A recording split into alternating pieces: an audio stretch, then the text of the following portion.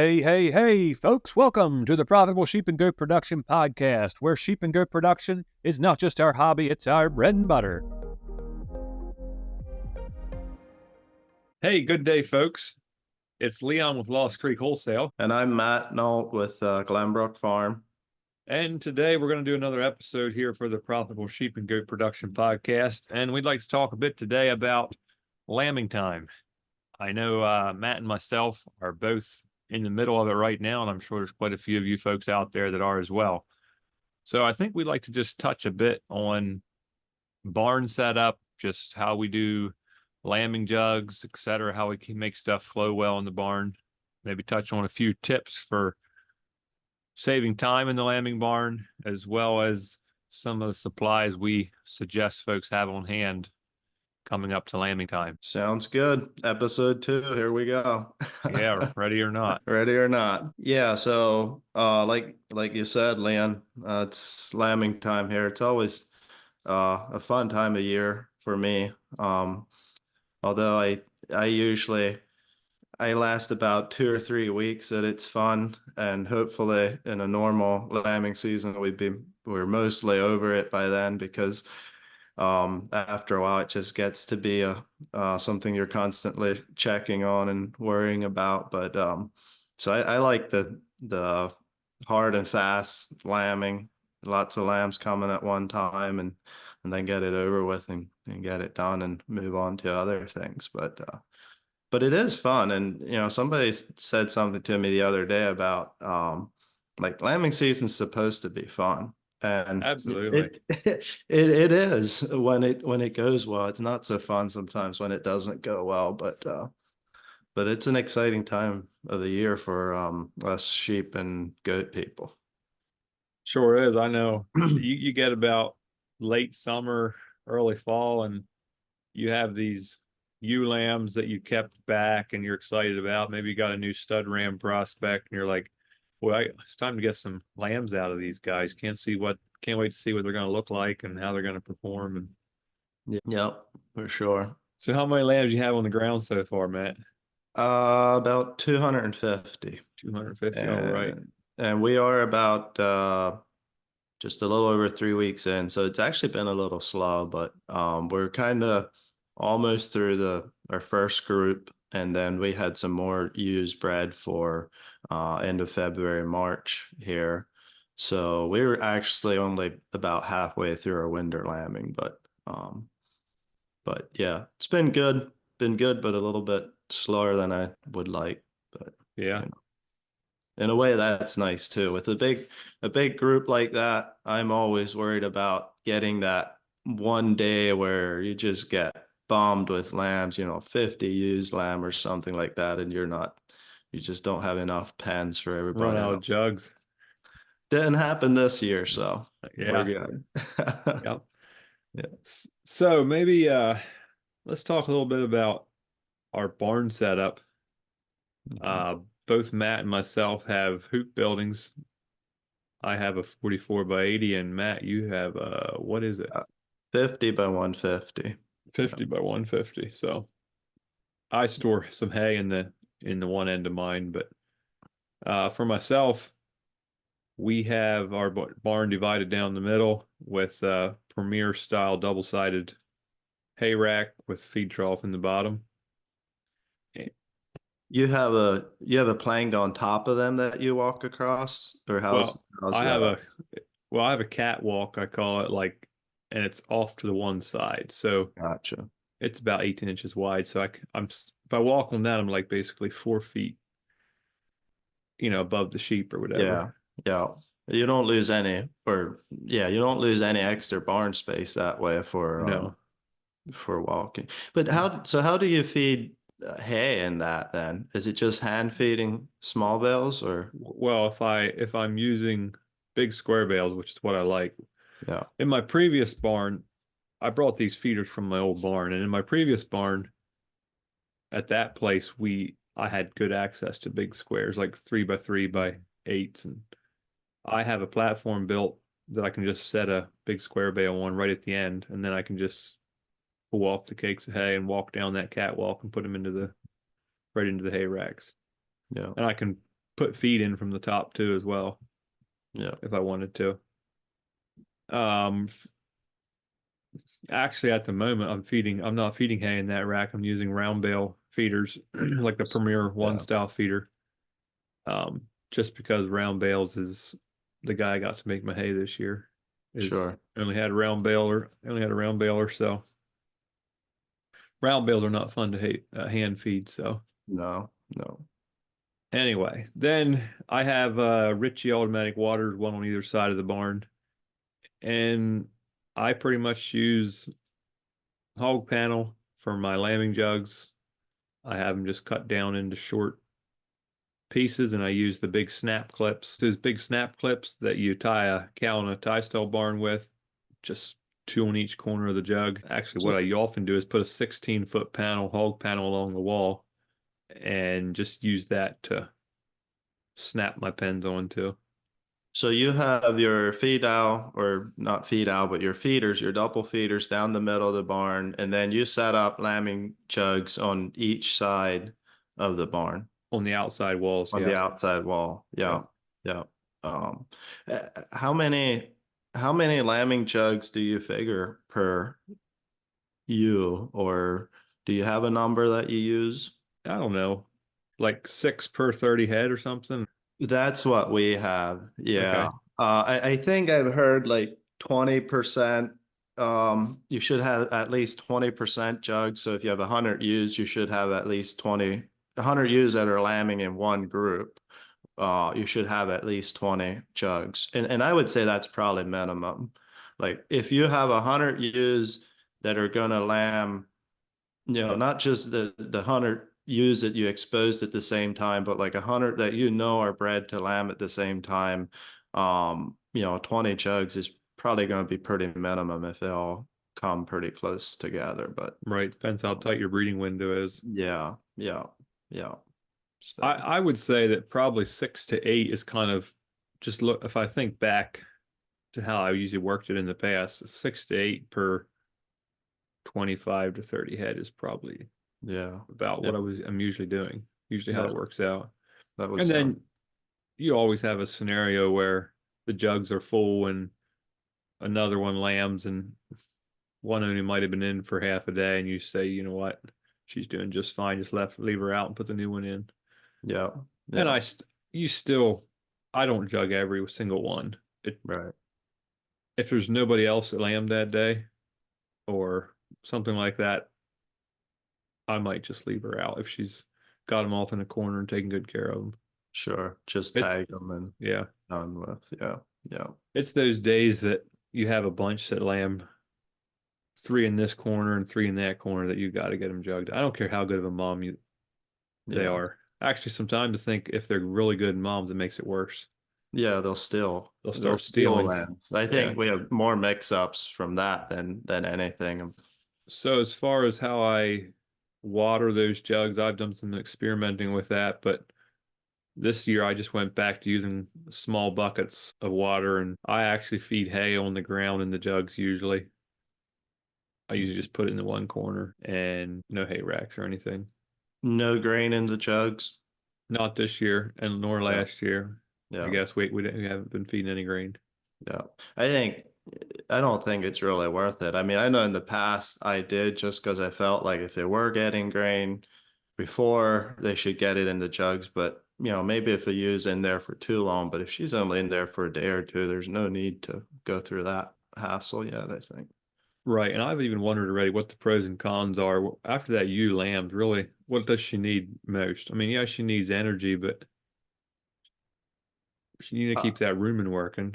Yeah, I've heard already, even just nibbling at nice straw is about as helpful as anything for you. Just that your main key is to get that rumen, keep that rumen working and keep it happy after the Right. landing. So yeah, I don't think we don't need to worry about, okay, this ewe has lamb, now she needs the right protein and all that. This first couple of days, it's just something to keep her stomach healthy and happy, I would say. Right, and her milk production doesn't kick in full peak until, I mean, those lambs, compared to what they're going to be drinking in a week or whatever is Yeah.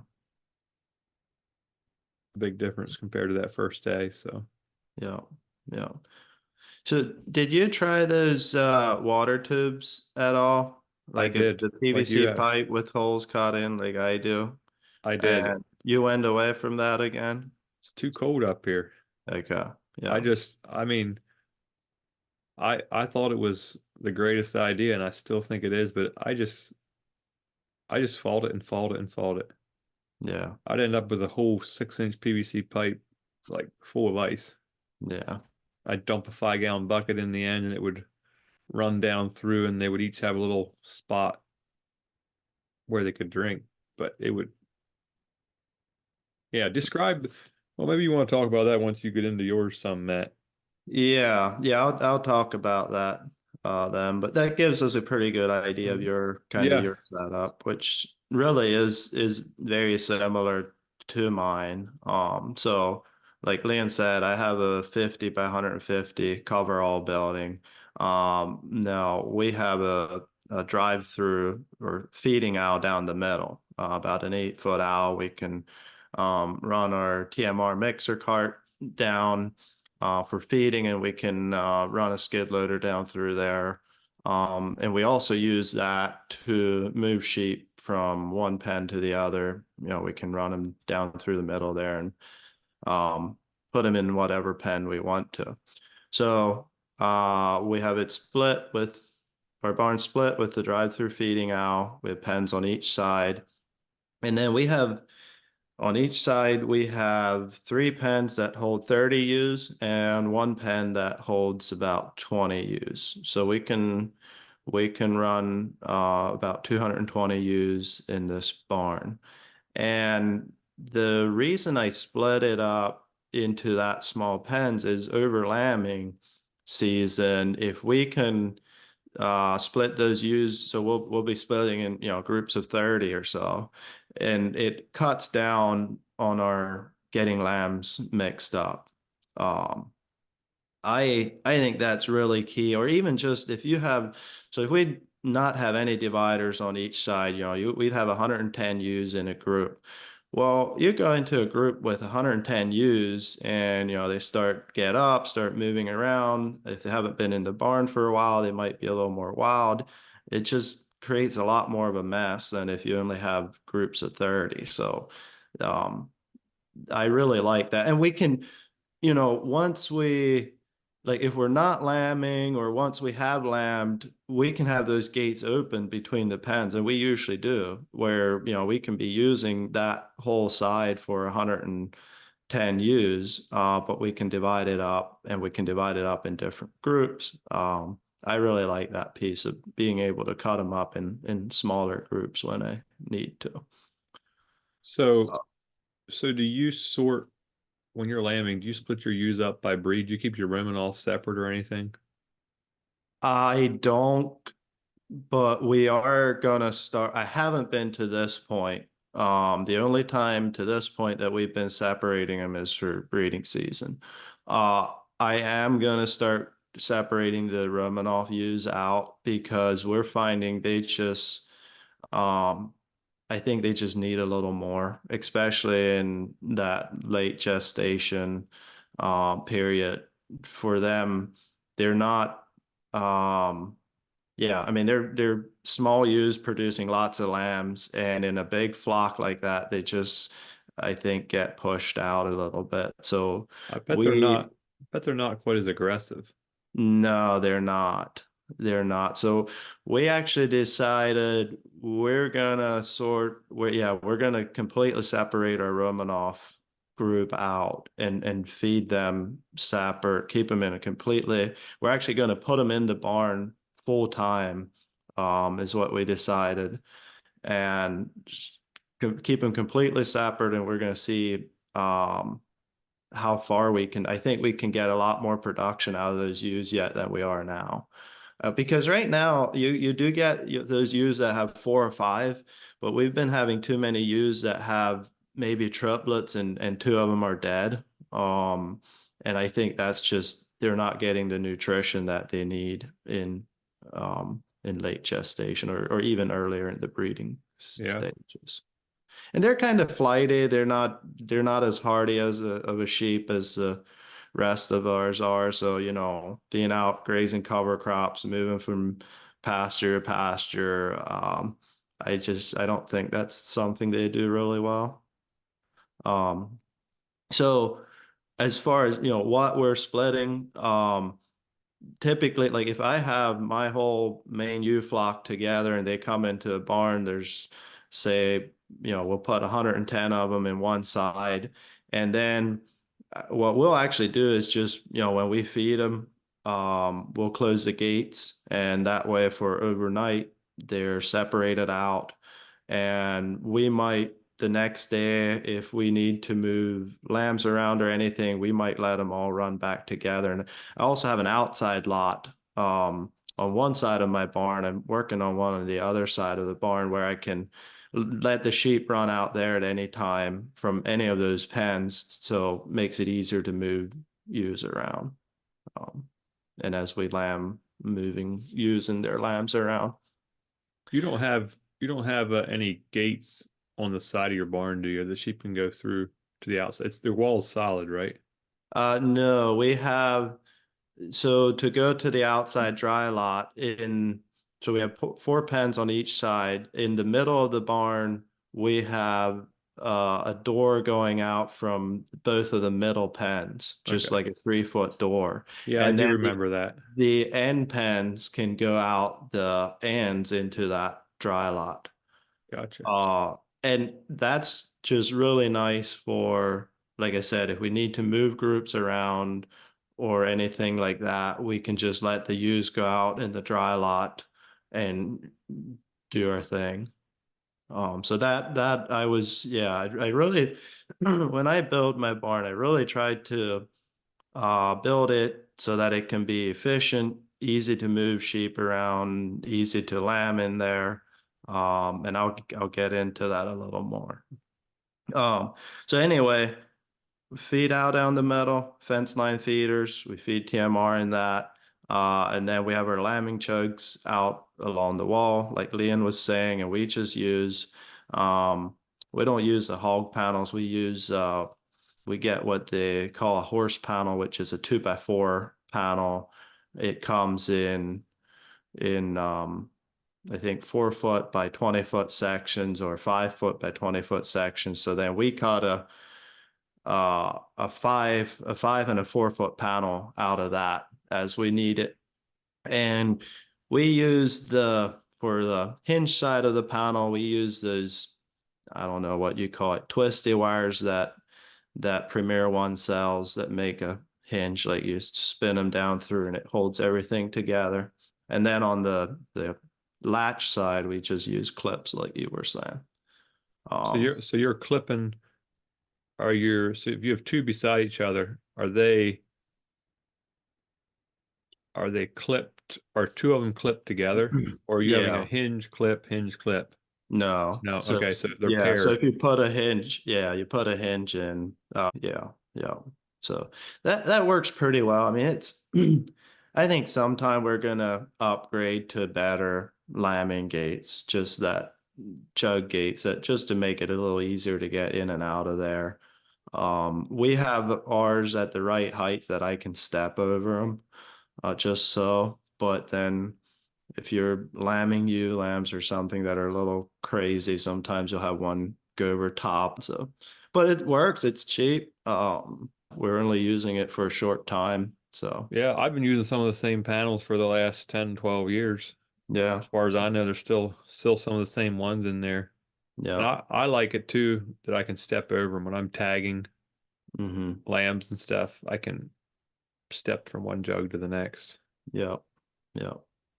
So then on the wall, we have a 6-inch PVC pipe running the whole length of the chugs, and ours are broke up in each pen of 30 has a different set of chugs and a different PVC pipe because just the way we laid our barn out, we can't interconnect the whole side necessarily.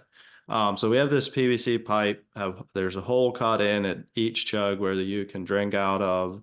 And those are really nice because we just fill them up and you watered 6 jugs just like that. Right. And they stay clean. Very occasionally you'll poop in there, maybe once the manure's higher, but for the most part they stay really clean. Um, Freezing can be an issue for us. It's typically only an issue a couple of days through lambing where those really want to freeze up, and we always film in the morning, so if they do freeze overnight, there's probably just a little bit of water in the bottom of them, and we can run some fresh water over the top of them, and they can still drink. Now we get a prolonged cold snap. I have used heaters in there, just those stock heaters, put them in on one end, and that seemed to help us out. Or we can always go back to buckets for a couple of days if we need to. And we still find ourselves like if we're in a slow lambing stretch and we have one ewe in a jug in a set of 6 pens there, we just put water in a bucket rather than going and getting the hose and feeding those tubes up. Now what I should do is I should run a hose to each of those tubes, that I just need to turn the faucet on and fill them rather than go and drag a hose in. Would make it a little faster and easier to fill. So So on this subject of these things freezing in your drinkers, your frost-free drinkers that you have the Miracle, right? yeah, The yeah, blue ones. yeah, Do you have heaters in those? we do. Yeah. And are you using them right now? No. We had one stretch here this winter where we Okay. used them. So And you don't have ice on the water like this morning when you went out, there was no ice. I didn't check this morning. Yesterday morning there was, but just a thin layer, and they had poked a hole through it already. So, I don't do Yeah. anything about that. But See, we had a mine, stretch here. We had a stretch here 2 weeks ago, maybe that was fairly cold for a little while that I had the heaters plugged in. right. I ought to put mine on one of those little thermocube things so they go on and off automatically. There's What little, those heaters are supposed to be um regulated, temperature regulated, not. yeah, they are. You're right. But yeah, my thing is if it keeps the water at maybe 50 degrees or something like that, and well, you really don't need that if it's not completely freezing up. Right. And they do burn some juice. Yeah, yeah. So yours probably, well, I don't know where how you plug yours in, but we ran our cords out the top for ours, and then we plug them into a receptacle above the water, which is really nice because it's easy to just go along and unplug them, and then it's easy to, even if I come out there one morning and oh man, there's like an inch of water on the troughs, I can just go along there and plug them all in and it'll melt it off. So Inch of ice. yeah, inch of ice, inch of We water. know what you meant. Yeah, yeah. So Yeah, like so mine have been like mine aren't plugged in right now, but they're freezing and it's thick enough that in the morning I just use my heel and bunk a hole in it. And because they start drinking then yeah, in the morning and it'll be fine for the rest of the day. yeah. That'll thaw it out actually. Right. Yeah, yeah, yeah. So I really liked on the PVC pipe subject. I really liked the concept and I thought I was going to make this work. But I think your days warm up a little more Yeah. than what we do up here. And I'm not in Canada. Our last episode, depending how you listen to that thing, you could almost believe that I am in Canada, but no, I'm not in Canada. I'm just south of Lake Erie. I'm still in Pennsylvania. You're close enough that if the listeners get the impression you're in Canada, they won't be that misled. Okay, whatever. But so There, have you tried like the stock tank heaters? Like I have, and so mine was set up. I set it up to be double sided, so I could have 8 jugs yeah. on a 20-foot piece of pipe, Mm-hmm. 4 on each side. And if I did it, if I would do it again, I would make only two holes in that pipe, and I would make them right at the splice where, like, so we'd have four on each side. So we have two and two, and I would put just two holes in the pipe, Yeah. and four jugs could drink out of it. Yeah. And I would make that hole a long oval, and the divider panel would come up and meet right over top of that hole. Yeah. And then I could put a heater. I could put two heaters in there. And Yeah. I was using the smaller, they're actually made for bird baths. They're smaller, lower wattage because there's not much water in there. Right. And really, if I can keep it open right at the hole, we should be good. Yeah. So in the future, I might try it again, but I have four holes in that pipe now. Hmm. I'm not going to run four stock heaters in that. Yeah. It's just, yeah, seems overkill. But I mean, when we've used the stock heaters, and I guess again, we're not near as cold, we put it in one end and that seemed to keep the whole tube fairly open. But Yeah. again, probably with really cold, it wouldn't. But it is a good point with these water tubes where I often see them used is with double-sided jugs, with jugs on either side. You get more bang for your buck with the water with the tube. But for us, that just didn't work with our layout of the barn. You know, I wanted chugs in each pen, and they almost had to go up against the wall was the only way it was going to work. I see so many of these lambing barns, especially the older setups, they have their groups where their pens where the ewes are in, and then they have their lambing chugs way off in the corner. You know, they have a separate pen with just jugs.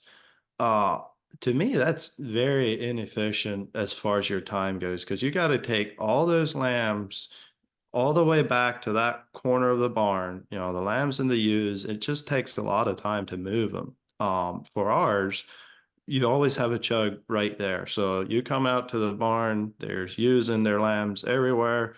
You can just grab those lambs, and you know the ewes will probably just follow you. You can grab them, two steps, put them into a jug, that ewes in, it's done. Um, and then one thing so then they go into those jugs. Now, when I built this barn, my idea was I'll have 30 ewes in each pen, and as they lamb, they go into the jugs, and then once they're ready to come out of the jugs, they'll come out into that same group. Um, but I don't really like that. I like having my ewes that lambed separate from my ewes that didn't lamb yet. So what we're actually doing now is when they come out of the jugs, they do go in a separate pen. So there we're moving, like say if the ewe lambed at the top end of the barn and I start my pen of ewes with lambs once they're done lambing at the bottom end of the barn. So now when they come out of the chugs, I do have to move that ewe and her lambs the whole way down to the bottom end of the barn, if that makes sense, which is a little more time. But by that time they're well bonded. The ewes that are in these pens that haven't lambed yet, we can kick them out in the dry lot, and I can go move a whole bunch of ewes and their lambs in my lambing group. But it is moving them a little farther, but it just keeps it easier because then I have a pen of ewes with lambs, which you're looking for different things than with your ewes that didn't lamb yet. Uh, I don't know. It just makes it easier, and it makes it easier to see the newborn lambs because they're the only ones in those pens. So Right.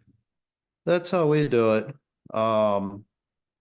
Yeah, I don't know if there's anything else we wanted to touch on in the barn setup, but I would That just say put some time in thinking about your barn setup. If you're going to lamb large groups of ewes, you can really cut down in your lambing time by having a nice barn setup that's set up for efficiency. So, right. And that having the jugs right in the pen, I guess yeah. that's almost all I've ever done. And Hmm. I wouldn't want to do it any other way. I mean, Yeah. the ewe lambs off in the one corner, you can pick up one lamb or both the lambs, whatever. Yeah. And if you have one of ewe lamb rakes, you can pick those lambs up with that thing and makes it pretty easy to carry them. Yeah. You Yeah. can just carry them over to the jug, let the ewe follow you, and Yeah. good to go. And you only have to go like what, 20 Just, feet or something. It's not yeah. far.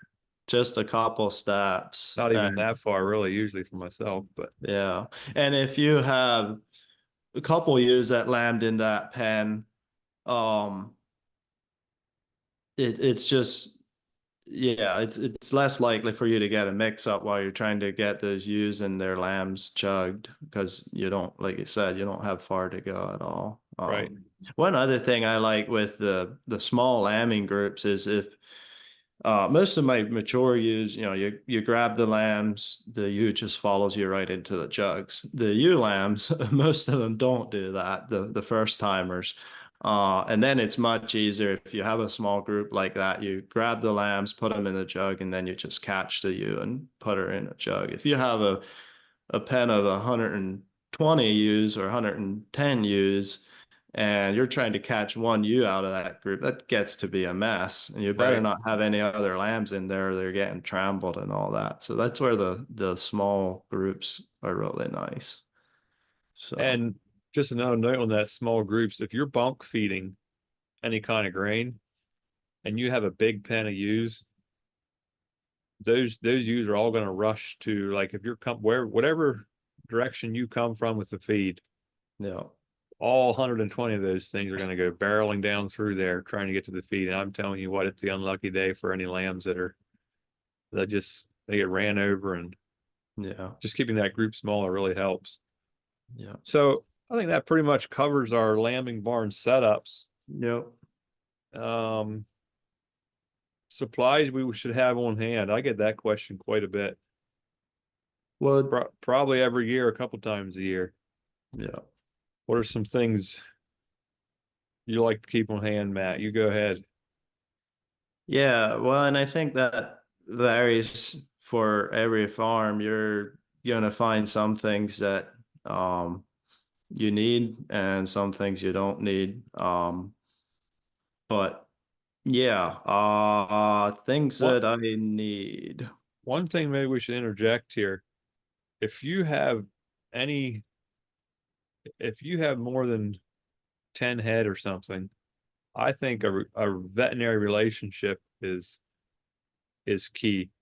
I Hmm. mean, you should have a plan whether you just have one or two sheep. Like if you have problems and you need a vet, but Yeah, some of the supplies you should have on hand, you're gonna need to be working with a vet anyway. And if you get in a predicament that you need a vet, it's better to have that figured out before you have the problem. that is a very good point. If you're new to it or if you've never really worked with a vet, just have them come out to do a herd check. That way you have that relationship with them. If you call them with an issue, they know a little more where you're coming from. And like medications and that sort of thing, antibiotics, most of those are over the counter. Actually, all of them are going to be over the counter here real shortly. I mean, all of them are going to be VDF, veterinary prescribed here real shortly. Um, but if you have a relationship with your vet, meaning they've been out to your farm at least once in the past year, you can just call them and they can send out whatever antibiotics you need. And or if sometimes you can call them, depends on what that is open to, but I'll often just call or text my vet like with a question or a problem I'm dealing with, just to get her input. And I don't even need to have her come out, because one of the kickbacks I often hear from sheep and goat producers is, well, if you have a sheep that's sick, one sheep, it's not worth the cost of getting a vet out there to look at it and doctor it up or whatever. But what I've found, and I agree, but what I've found is, if sometimes you do get the vet out for those, just because you learn now you know what it was and maybe how to fix it next time. Uh, and but the overall goal should not be that every time I have a sick sheep or a ewe that's lambing and has birthing problems that I get a vet out. That's gonna run you in the poorhouse pretty quick. But you may need to get a vet out a couple times to help you with those situations. And now, like, so for our farm, I don't know the last time. Actually, I do know the last time I had a vet out for sheep that was sick, and that was last winter. I had one of my really good stud rams go down, and um I forget what that even was anymore, but we got the vet out for that and ended up still losing the ram, but we learned some things from that. And but so but it's very rare that we get the vet out for problems like that. But we regularly work with them. We do get them out to do like herd checks, um, ultrasounding, that sort of thing. And so then if I need something, I can just call them and they can ship it out. Um, yeah, that's kind of how I do it with that. But I would say you have to be working with a vet in some way. Right. That relationship is very important. And maybe we also should just plug in here that we are just farmers. We are not veterinarians, so Sure.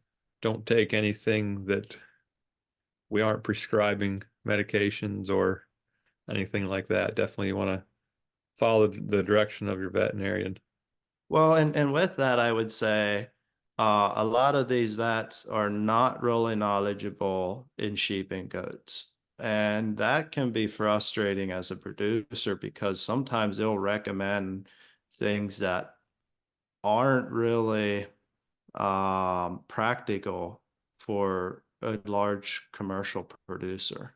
Right. And it's just that they're not used to dealing with that scale. So what I've found is don't be afraid to do your own research. If somebody tells you or if you read somewhere, hey, this is a really good solution to that problem you're dealing with. I've found my vet to be very open to if I have something I'm dealing with and I tell her, hey, I'd like to treat it using so and so or this method. She's been very open to, oh, yeah, look into it a little bit. And yeah, that I think that seems like a good solution. So we don't want to be telling our vets what to do, but if you have a good solution in mind, and you bring it to them, they'll probably be willing to consider it. They should Right. be willing to consider it. Right. Yes. Yeah. That I think that was one of my big frustrations early on in this sheep thing was if you get to that out, well, they prescribe something that's just not practical at a scale because they were only used to dealing with small backyard flocks. So let's pause for a quick break and we'll be right back to talking about sheep and goats.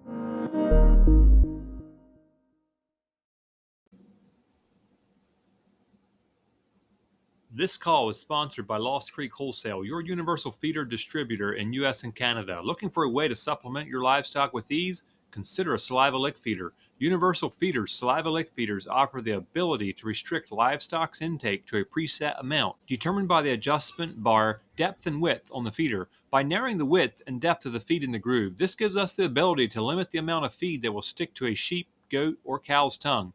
Using Universal Feeders' patent-pending easy adjustment system and saliva lick feature, we can limit sheep and goats to less than 1 pound per head per day and cattle to approximately 6 pounds per head per day. We also offer creep gate attachments for both small lambs and kids. Visit our website at lostcreekwholesale.llc.com to find a dealer near you or give us a call at 717-310-3641. So let's move on and let's get into some of the supplies we like to have on hand when it comes to lambing time. Yeah. I'm try to keep it pretty minimal, really. There's a lot of a lot of gadgets and gadgets out there, and some of them are great, and some of that's just things you have to figure out what you actually end up using and what you don't. But so my my regular lambing bucket includes my stock recorder, ear tags, and I usually have Premier One's lamb strength in there. It's just a squirt bottle where you can put like 2 squirts in a lamb's mouth. It gives them some extra energy, and we don't use that on everything. That's just if the lambs are kind of weak and a little slow, I'll give them a bit of that. Or if it's triplets that just seem to need a little extra, just something nice to have in my lambing bucket. Um, and then, that's just as we're going through tagging lambs, we're weighing them. So I have a scale. I have one of Dan's from ULAM Rights lamb rakes. They for weighing, I just scoop them up and weigh them with that. So that's my regular lambing bucket. And on Dan Turner from ULAM Wrights Lamb Rake, I'll put a link in the notes with to his website where you can find them. Yeah. Those are really nice. Before that, I used the slings, and they're just a lot more cumbersome. And his lamb rake, you just rake them up. I don't know. One hand. Yeah. No, Yeah. no having to try and loop that little sling underneath them and then hook it on your scales. Yeah. And I forget what are they? I forget what they cost. Price wise, Yeah. I don't remember. We'll put a link there in the show Yeah. notes to it. Yeah.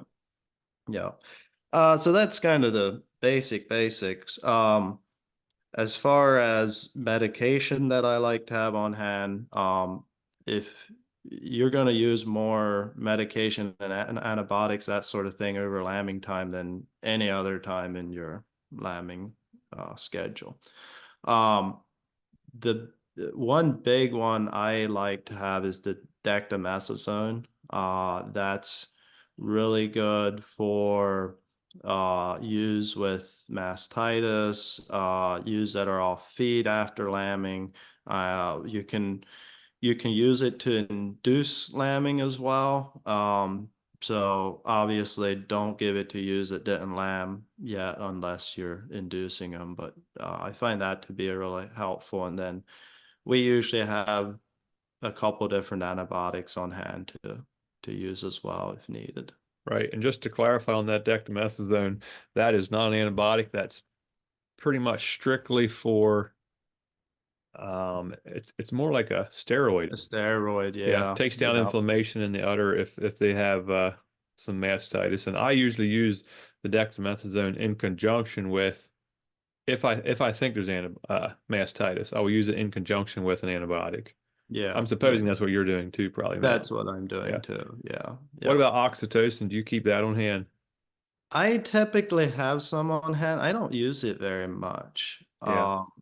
But yeah, I really don't use it that much. And probably a lot of that is Dr. Kennedy from Pipestone, that the late Dr. Kennedy, never thought it was very helpful in sheep.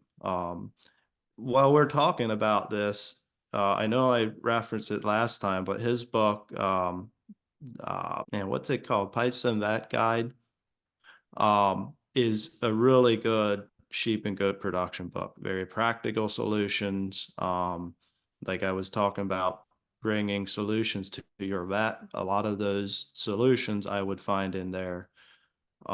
Very good production knowledge there. So Pipestone Vet Guide, I think it's called. Yeah, I believe that's right. And I had the link to that in the last episode notes. Yeah, and he has a good list of things in there that you might want to consider having. So a couple of things in addition to what Matt already listed that I like to keep on hand. One would be calcium, liquid calcium for milk fever, as well as like a dextrose product for ketosis. I usually have some propylene glycol. Do you use propylene glycol much for pregnancy toxemia ketosis symptoms? Matt? No, not really. It's not something, I mean, I have, but that's not something we see much. Typically, it's the milk fever. Well, Right. and let's talk about milk fever a little bit, because if you have cattle guys, milk fever is a little different in cattle than it is in sheep. It definitely. I just had a shepherd call me just last week, and unfortunately, I think his veterinarian was just not up to speed on small ruminants. And it's no strike against that vet, but he had the vet out and I think he had three ewes down maybe. And he Yeah. just over the phone on the just a phone conversation with me, he was describing and I was asking questions, how close they are to lambing, what were they doing and that kind of stuff. And I'm 100% convinced that he had uh, a milk fever issue, hypocalcemia. What I like to refer it to as calcium deficiency. Well, right, That's calcium what it deficiency. is. Yeah. So Yeah. he had these three ewes that went down. They were lethargic. Um, Couple symptoms or telltale symptoms of milk fever is they might be laying with their head, oftentimes their head either straight out in front of them or bent all the way back around into their flank. And they might even be laying with their legs straight out the back. I've seen that a couple times. I know if you read by the book scenarios and they don't always present by the book, Sure. but that is pretty common. Anyway, the vet did blood work, tested for ketosis, and if this vet was used to working with dairy cows, milk fever usually happens after the calve, and it doesn't work that way for sheep. It can. I think it can. I think milk fever can present after lambing, but I've never I've seen never it. had it. Never Yeah. had it. It's Yeah. always, oh, I don't know how many days or weeks. What would you say? It can be within 2 weeks of lambing Something or like right that. right Yeah. up to lambing. I think it could even be earlier if your calcium is just too low. But I think the earliest I've seen about it's maybe 2 weeks prior to lambing. Right. Anyway, they ended up putting down all three of these animals because they were in pretty bad shape. Hmm. I enjoy treating milk fever, if Yeah. I can say it that way. And the reason is because the fix is so easy. Yeah. Usually I just give calcium sub Q. You could give an IV if you're comfortable with that, but they usually perk back up so quick. And you can almost see the lights come on in their eyes, so to speak, like Yeah. 30 to 60 minutes, maybe, would you say? Yeah. Yeah. They'll start perking back up and they can be back on their feet in a couple hours very easily. They can sometimes you'll have a ewe that's down and you'll give her that you'll give her the calcium and literally 10 minutes later she can be up walking around a little stiff-legged maybe but almost like nothing happened. I've already had it where I treated them, went did something else, and I came back and I was like, which ewe did I treat? Yeah, 'Cause, yep, been there, uh, done that. so you better mark them because you do want to follow up with additional treatments because you don't want her to go down the second time. Right, because if they crash the second time, usually it's worse than the first time. Yeah, yeah. So one thing I would like to say with as far as the symptoms is sometimes you can catch it before they actually go down with just they're slow to get up, kind of stiff-legged and getting up. Um, and so the symptoms are very similar to ketosis, right? They are, and that is one of the problems. But it's so to me, when somebody calls me and they have a sheep that's close to lambing, it's down and doesn't want to get up, I just tell them to treat them with calcium. If that doesn't work, and it probably will, but if that doesn't work, then it's probably ketosis. Right, exactly. And it works so quick that you will know. Yeah, And okay, now we need to go to plan B if that didn't work. yeah, yeah, Ketosis can be a tough one. I personally have not had that good of luck. right. And I think they talked about maybe prolonging things maybe a week, Yeah, like max. Like the ewe has to lamb it. And once they lamb, they're usually fine. But yeah. to get them to carry them through like that, it takes quite a bit of babysitting. Well, so let's talk a little bit about ketosis and what that is. So ketosis is energy deficiency, basically. So it's typically a ewe that is carrying multiple lambs, and she is just not absorbing enough energy to feed those lambs. So she starts breaking down her body fat, and which causes, I don't know all the technical stuff, but she starts breaking down body fat, which actually causes a toxicity kind It, of. it releases toxic ketones. Yeah. And then you have the U that's down. So the kind of the key is to get energy into them, and like liquid molasses and things like that can be super helpful. Corn syrup, Yeah, something yeah, like that. Propylene glycol is high. I guess that's one reason that works, right? yeah, yeah. And while treating that individual animal but can be hard, the big thing to remember is, if this is one ewe out of 100, is to consider that some of those other ewes are probably getting close to that too. So you may need to step up the amount of grain they're getting, some like a highly available energy source on the rest of your flock to prevent it from happening on the rest of your flock. Um, Right. And take a look at what type of forage you're feeding. I mean, those ewes getting close to lambing, they have those lambs are taking up a lot of space, yeah, and it reduces their rumen capacity. And if they're feeding if you're feeding a forage that is too stemmy and doesn't have enough energy in it, they can hardly yeah, physically pack enough of that forage into their rumen to actually meet the requirements that they need. yeah, yeah. And I haven't had a case of ketosis in, I don't know, a couple years anyway. Probably since we started feeding corn silage to our late gestation ewes. So Oh, like that's very now, energy dense ration. So yeah, and it's very available right. energy. So we're not like our mature ewes, we're not even feeding any grain. We're just pretty much feeding corn silage and a little bit of alfalfa to those late gestation ewes, and that's been doing real well for us. But while we're on that subject, the milk fever, the calcium deficiency that we were talking about, that comes from your forages or your feed stuff being too low in calcium. So they're not getting the amount of calcium they need, and it causes them to crash. So Right. the solution for the individual ewe is to inject calcium into her.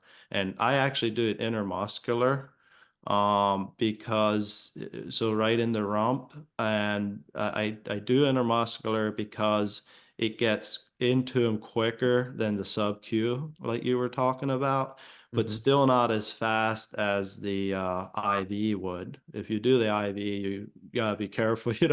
You put it in too fast, you'll kill them, Right. It'll actually. stop their heart. Then look at what's causing this in your ewe flock, and get the rest of the flock supplemented with some calcium somehow. And if you're grazing forages with a decent bed of legumes in, you probably won't have a issue with it. But if you're grazing just a grass forage with hardly any clover or anything in, is where you can see it crop up. Or if you're feeding just a straight grass hay, could be too low in calcium. So it's again just knowing what they need. Just adding a little bit of alfalfa to the diet pre-lambing will even help you cover your bases there. Yeah. Well, yeah, because like I was saying with our late gestating ewes, we're feeding primarily corn silage, which is not that high in calcium, but we are feeding about 2 pounds of alfalfa in there, which gives us enough of calcium to cover it. Um, Yeah. So a few more things that I like to keep on hand. We don't like to talk about bottle lambs. At least I don't. I like to say that bottle lambs are every wannabe shepherd's dream and every real shepherd's nightmare. And I don't know why that is, but I'll bottle lambs are just frustrating. I'll digress from that a little bit, but go ahead. So having some milk replacer on hand isn't a bad idea if you have a significant amount of sheep you're lambing. Um, most farm supply stores have those little nipples to put on soda bottles. They work well. I like the little Pritchard teats, they're called, yellow lid with the red nipple, especially for newborn lambs. I also like to keep some prolapse harnesses on hand, and if it's not for me, it's to give to the neighbor Yeah, because when they call me and yeah, what do you do with a sheep that's prolapsing? yeah, Well, first of all, you got to put it back in and then you need to keep it in. And I feel like I must have given about half a dozen of those things away or ended up, yeah, someone came out and bought one from me just because they need it and they need it right now. yeah.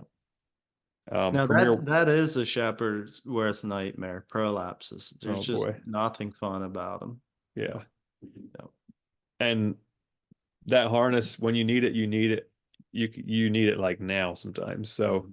I don't know. They probably only cost 17, 20 bucks, something like that. So what I actually started doing with the prolapses is I stitch them shut. Do you Um, use buttons or anything or just stitch it? just stitch it. Yeah. Yeah, What's your yeah. success rate with that? Pretty good. Pretty good. Yeah, yeah, Yeah. yeah. I like it. And if that pipestone, that manual has a procedure in for that, that's Gotcha. kind of where I got that. And you know, learning to stitch is a little intimidating. It's not that hard to do. It's a little intimidating, but that has worked very well. Yeah.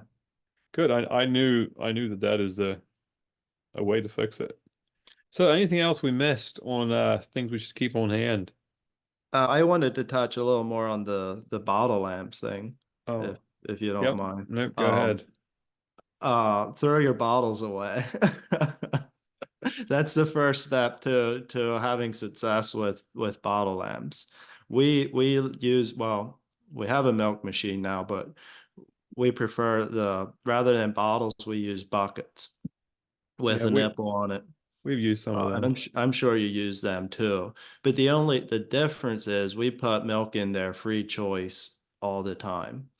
Compared to if you're bottle feeding a lamb, getting up every couple hours, it's time consuming. And the thing with bottle feeding, yeah, it can be successful, but so often I hear about people, they had a bottle lamb and he was about 3 weeks old, doing great, and then he got bloat and died. And Right. it's just frustrating. So we started using the bucket method. That's a bucket with nipples that go on the side, and then we put cold milk in there, free choice, and we just keep that filled. To start them on that, we'll put the milk in, and we might use warm milk to start them, and then my bottle lamp pen is close to the entrance of the barn where I go by regularly. So if I have a new lamb in there that I'm training to the bucket, just kind of whenever I get by there, I'll stop in and hook them onto the nipple, try and get them to drink. It usually takes a little bit, and usually the oftener you can do it, compared to trying for a long time, just do it a little bit, let them get a little taste of that. And then all of a sudden you'll kind of see the lights come on and it just starts sucking. And usually doesn't take real long. If the lamb was on the ewe for a couple days, it can be challenging to get them Right. started on a bottle. They can If act he so if he dumb. hardly yeah if they hardly nurse the ewes, and I prefer to leave them nurse the ewes at least enough to get colostrum if I can. Now if the ewe's dead, obviously we'll tube them with colostrum, which brings up another thing, tubing. Uh we'll Yeah, we tube them with forgot. colostrum and then we'll put them on the bucket. But the nice thing is once those lambs are started on the bucket, all we have to worry about is cleaning, washing that bucket once a day and keeping it full of milk. Now we did switch to we bought a Lactec milk machine, which mixes the milk automatically, and there's tubes running out to nipples where lambs can suck on. I really like that machine. There all we have to worry about is cleaning it once a day, and we still start the lambs on a bucket just because it's a little easier to monitor how much they're drinking and to know that they're actually getting enough. Hmm. And it's a little easier for them to drink out of those nipples than the milk machine nipples. Um, but with the bucket or the milk machine system, our success rate on bottle lambs is pretty close to 100%. We rarely lose a lamb. If we do, it's typically one, that had other issues, or occasionally one that we had on a ewe for a couple of days and just could not get started on the bucket deal. So that's a What game changer. Right. Yeah. One thing I think that is a big deal with bottle lambs is, I mean, I'm working a full-time job. Yeah. I'm not in and out of the barn 4 or 5 times a day. Yeah. And once you get them started on a bottle or on the bucket, I Mhm. agree. It's not too bad, Mhm. but it's those lambs that are, you decide, okay, this lamb's going to need supplemented. So you try and get it started on the bottle, and it's been on the U for 2 days, and Yeah. it's just a little bit of a challenge. Those are hard, but you got to get a good bomber lamb feeding system because uh, everybody's situation is different. But for us, the way we raise sheep here, if you're not getting that many lambs that you end up with some bottle lambs, your lambing percentages are probably going to be too low, Right. is my take. um, With those Romanov crosses you have, that you're we definitely going to definitely have get some, bottle lambs, yeah, right? and I don't mind that. So another key on that bottle lamb thing is wean them at 3 to 4 weeks old. We're typically, once they get a little over that 3 week window, we're weaning them. Uh, Hmm. and and so we're putting crate feed into these lambs pretty much right away. They hardly touch it, but they get the taste of it. And we also put some hay in just to get their ruminants started. So they have something to nibble on, and then we're weaning them at just a little over 3 weeks typically. Don't let them go past that 4 week period on at that point, and it's costing you a lot more in Right. milk. That milk replacer gets costly. It's really expensive, yeah. But so one thing that brought up is tubing lambs. Um, so I'm sure you do this quite a bit. Tubing lambs is probably one of the most important skills a new shepherd can learn. And what it is you have a little rubber tube that you put down the lamb's throat, and that allows you to put milk right into his stomach with I typically use like a syringe with a canister tip on it that attaches right to the feeding tube, and you just let the milk gravity flow down into their stomach. The reason that that's really important is if you have a weak lamb that wasn't getting enough to eat and you try to start him on a bottle, he's going to die before you get him trained to that bottle. And Yeah. the other thing with tubing is for lambs that I use it a lot, especially in cold weather. When we're lambing in cold weather, I'll go through my lamb pens morning and evenings, and any lamb that looks a little bit hungry, I'll tube them. Now, then the reason for that is if it's cold weather and they're a little hungry, they can die really quick. If you keep their stomach full, they're good. Um, Now, if I have to repeatedly tube them, obviously there's something wrong with the mom. He's not getting enough milk. Maybe she just has too many lambs. Maybe the mom has mastitis. So, look at that. But tubing those lambs is really important in keeping them alive in cold weather. Or even if I find a lamb that wasn't getting enough milk, I'll typically tube them first and then get them started on the bucket because, like we said, it usually takes about a day or so till they learn to suck. And tubing them gets milk into them, but it doesn't keep them from wanting to suck. Like you'll tube a lamb and put him down, and the first thing he'll do is run to mom and try and drink some more. Right. What are you tubing with when you're tubing? Like what are you using? Milk replacer? Are you milking a ewe out and giving colostrum, or what are you doing?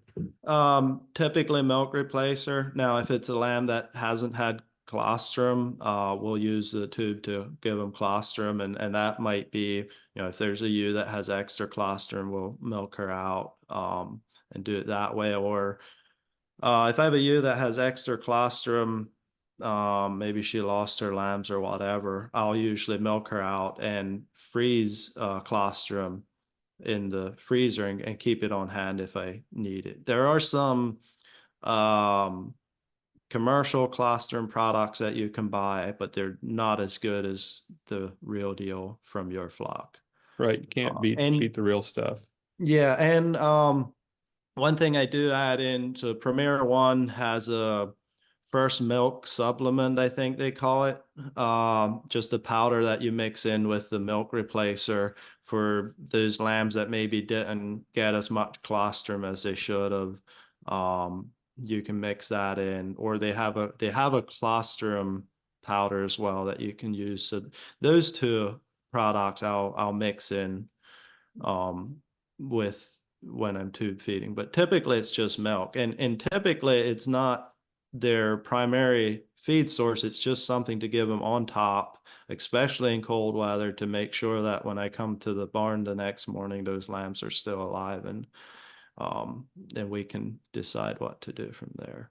And on that subject, so I bought one of those I'm trying to think the name of the machine, but it's basically a little machine it's made for humans to mix up milk for babies. So it's basically you have a water can on the back, you fill it with water, and then you put the milk replacer powder in the top, and it's a little bit to calibrate it to the milk replacer you're using.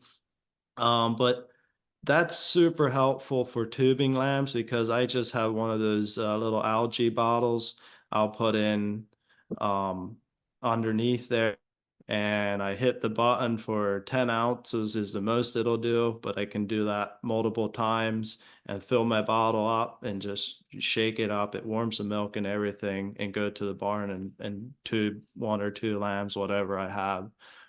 Keeps me the biggest hassle with tubing lambs usually was, measuring out your milk replacer, getting warm milk, all that. With this thing, I just have it sitting in my shop there, and I just hit the button, and I got my warm milk ready to go tube some lambs if I need to. Yeah, sounds good. That little machine you were trying to think of, that's called a baby Breeza. Yeah, that's right. Yep. You put the powder in it, have the water in it, and it mixes it. So one thing, some new shepherds, this idea of tube feeding can sound pretty scary. Yep. And I just want to tell you is that it's not that complicated.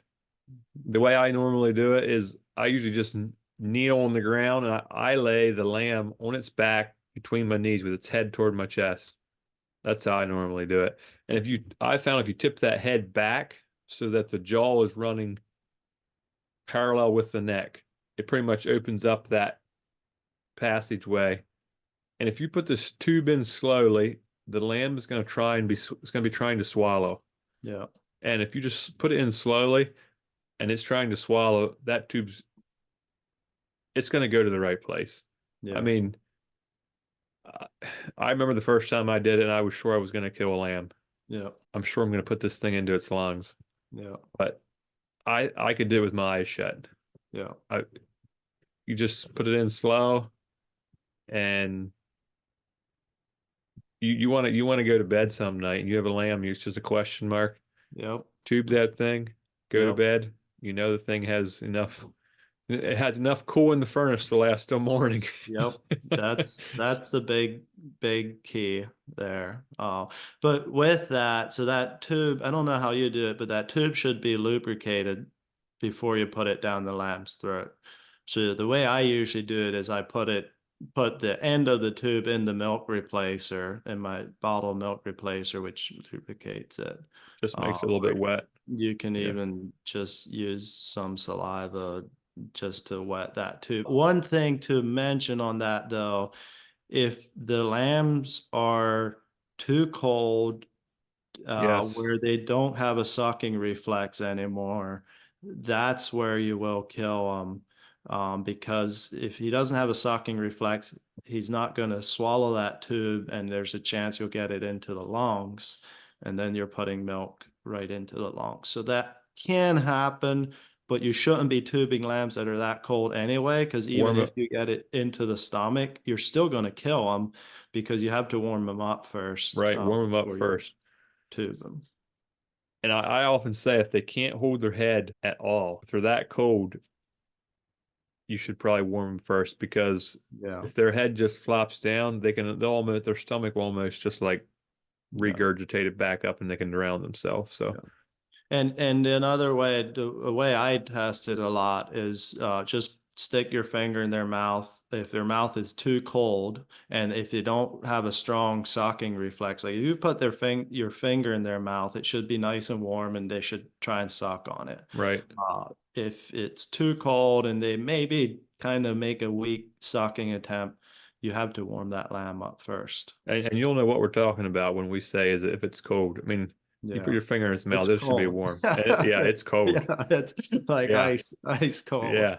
So So, but I come back to again, I mean, I know we talked the last time about, time management, and that's a big factor with sheep and goats.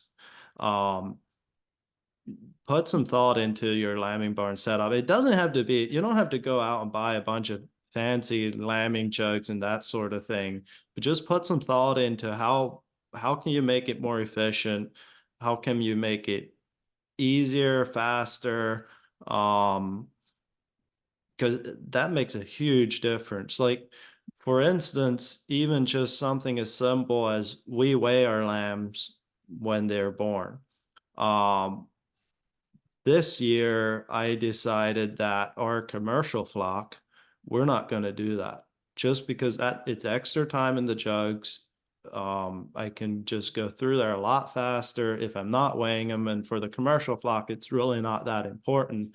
For a registered flock, it is because we want to track that and make sure our birth weights aren't getting too high. And that sort of thing. So just little things like that, having a good setup, having a good system make a huge difference in your lambing time management and the amount of ewes you can lamb. So we've tweaked things over and over through the years. I'm pretty happy with the barn setup I have now, but I'm sure I'll still keep tweaking things and looking ways to be just more better with my time management.